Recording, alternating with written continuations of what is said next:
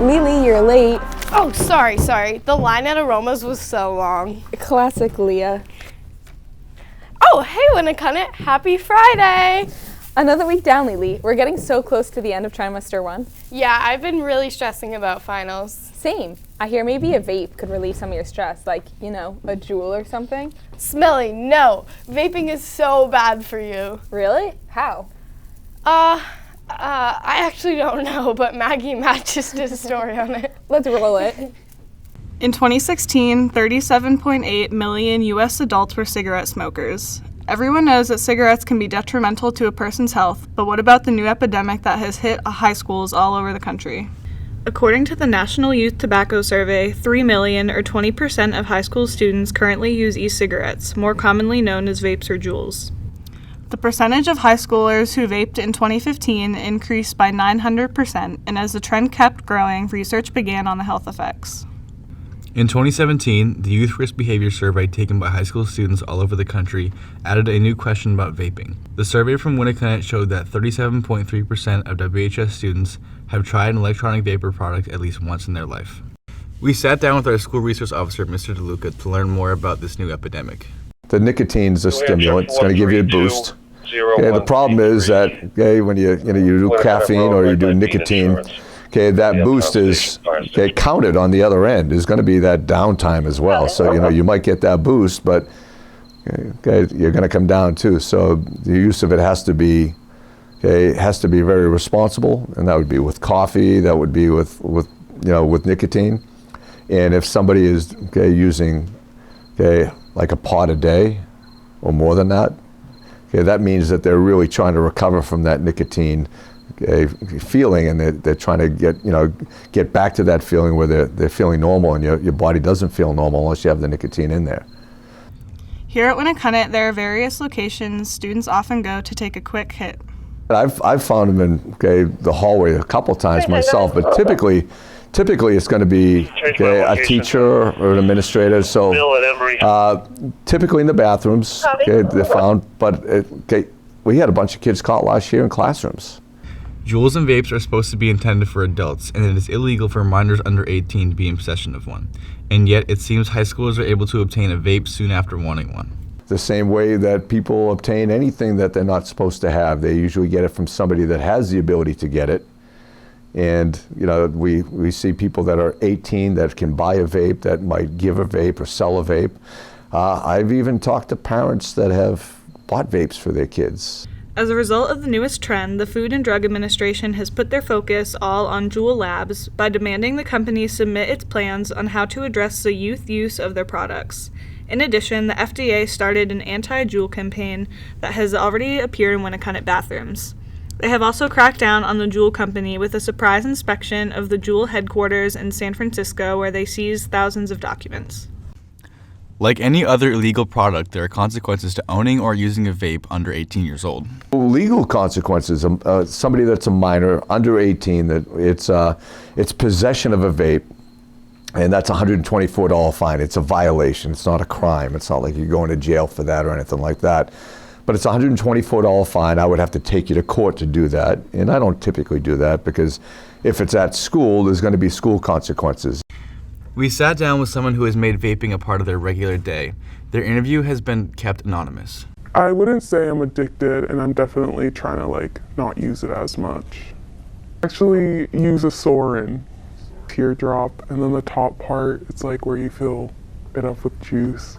Luckily, I have great friends that get me that stuff for free, but I would be spending quite a bit of money if I did have to pay for everything myself.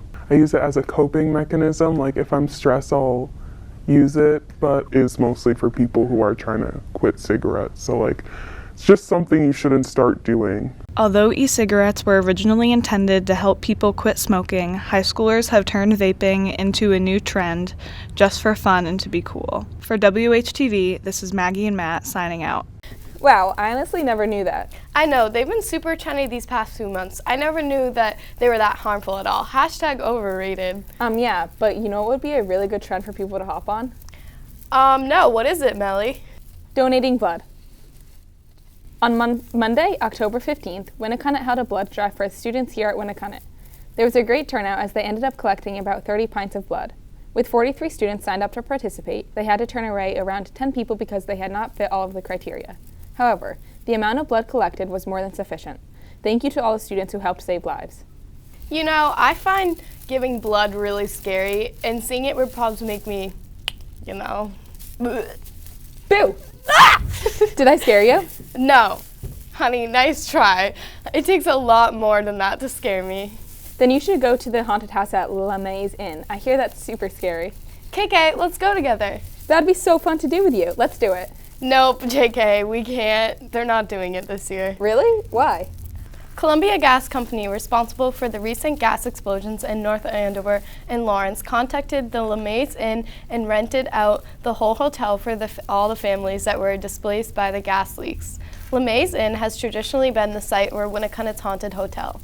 Advisor Mr. Yeaton was unavailable to find a suitable replacement and had to cancel this year's event. Wow, that's so nice of them. We should go around scaring people. Oh, and like pumpkin picking to get in the Halloween spirit. OMG, I'm in. That sounds like something one of the YouTubers here would do. Huh? You know, like the students that have YouTube channels. That's sick. Students here at Winnicunnett vlog? Yes, I don't really know who or why or what, but Elizabeth and Allison just did a story on it, so let's just watch it. Okay. Before YouTube was around, the only way to share videos was through a TV studio or company. But today, millions of people, including students at Winnicunnett, are able to share videos they make through YouTube. Freshman Ethan Durant and Christina Sumalang, junior Emily Tressa, and senior Carly Morris all have their own channel. I always liked watching YouTube, like vloggers, so me and my friend always talked about it, so then we decided to start a channel. I'm Carly. And I'm Carly. And this is The Carlys.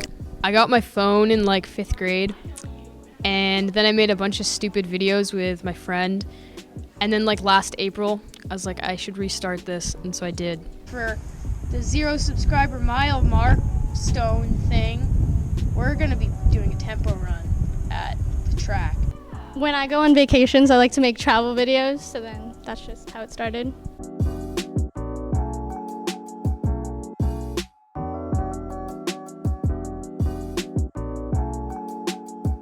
I was in 6th grade when I first got into YouTube. My first video was a review of a shampoo because I saw all the big YouTubers and I wanted to be like the biggest guru ever. It smells amazing. Like, oh my god, it smells really good. Christina makes travel videos and vlogs, while Ethan, Carly, and Emily make vlogs and sit-down videos. For vlogging time, we usually vlog for like a few hours. Editing, sometimes it'll take me a few days, but it probably takes me like an hour. I normally do like half a week of filming. I try to edit like all in one chunk of time. So it normally takes me like 6 hours because I don't even have a computer to edit on, so it's slow. So usually I just vlog what I do during the day, so it doesn't really take that long. Editing, for the most part, typically will take me like 3 hours total, and then like filming like an hour at most. I don't think it affects school. Sometimes I edit instead of doing my schoolwork. I try not to like let it affect my schoolwork, but sometimes it can, but I always get my work done. Sometimes it's hard to balance school and like YouTube, but I kind of just make videos and edit them whenever I like to. I do have a hard time balancing school and uploading and editing. I try to upload weekly, but that doesn't always happen. I'll go like a month without posting just because I don't have inspiration or the time. I guess the best part, just like it's the videos in general, like making them with my friends. I'd say the worst part, honestly, is editing sometimes. I think the best part is just like that I get to have fun and make videos that I'm proud of. And I guess the worst part is just like internet trolls and people online that try to bring you down. I think that the best part is editing because I really enjoy that. That's kind of one of the reasons why I started. And then the worst part is just people being annoying about it. The best part is probably like looking back and like seeing all of like the videos I've made, especially like ones from when I travel. And then the worst part's probably like editing and like going through all the clips. My goal is to hit 100,000 subscribers, so please subscribe. I don't really have a goal because if you're going into it to be famous, you're not going to succeed at all. My goal is honestly just like to make good videos with my friends. My biggest goal for my channel is to be the biggest icon ever, and I hope that I don't like corrupt myself. Next time you're watching YouTube, be sure to check out their channels. Honestly, maybe I will become a YouTuber. I heard it's good money and being a YouTuber for a job would be so fun. Yeah, same. Want to start a channel together? It can be called Smanoli. Smell for smell and noli for cannoli. Boom, we're gonna be set for life. This is gonna be dope. Whoa, whoa, whoa. I don't know about that, Smelly. Too far, too far. You can't just pick what you're gonna do for a living because of money and if it seems dope. Come on now. Yeah, but like, how do I know what I want to do? Well, the ELO program here at Winnicott helps so many students pursue their dreams or just figure out what they want to do in the future. How? Well, there are different types of ELOs you can choose. Like right now I'm doing an internship, and in the past I've done a service aid. If you go follow at WHS ELO on Twitter, Insta, and Snap, there's so much more information there. Oh yeah, like Andy Allaire and her ELO. What ELO did she do? Well, Mills and I just did a story on what she's doing. KK, roll it. Many students participate in ELOs to explore subjects not offered at Winnicott. Senior Andy Allaire completed an ELO last spring exploring music therapy. We sat down with Andy to learn more about what music therapy is.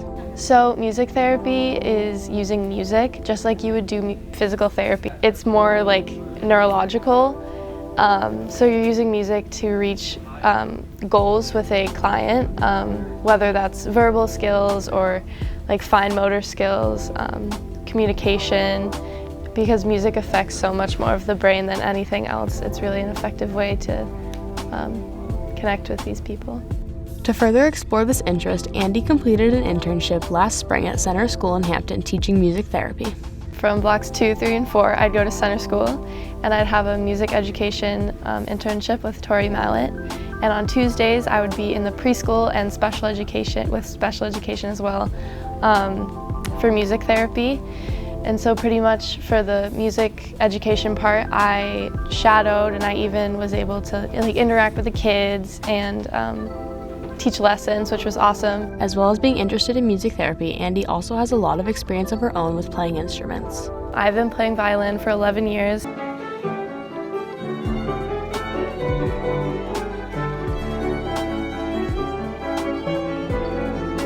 And I'm part of UNH's Youth Symphony Orchestra.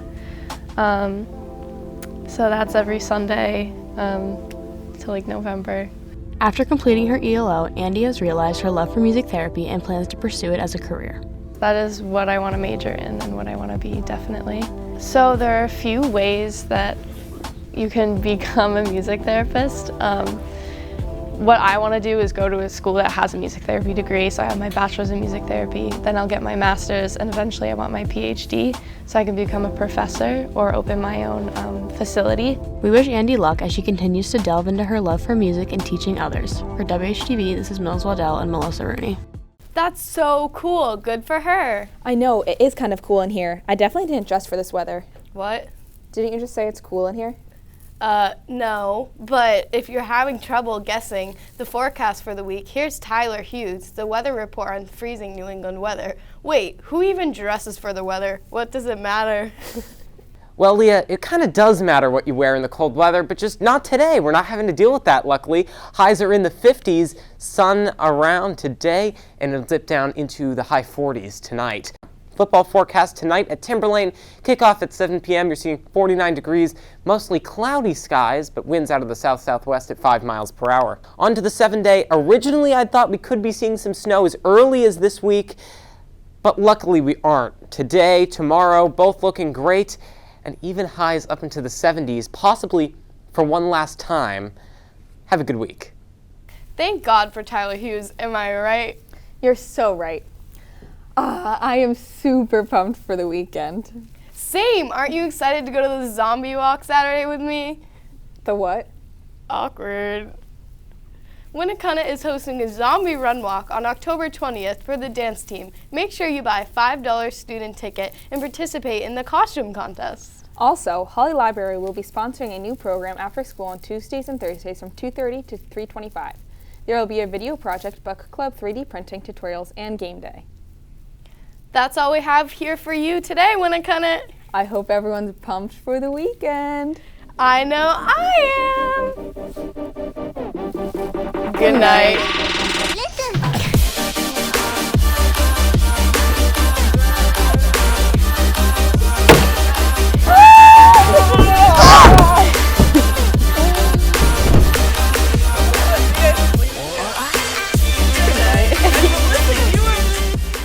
Wow, that's so How nice of them. Wow. Wow, I honestly never knew that. Wow, I honestly never knew that. Wow. It's moving. Columbia Gas Company is responsible for the recent gas explosions in North Andover.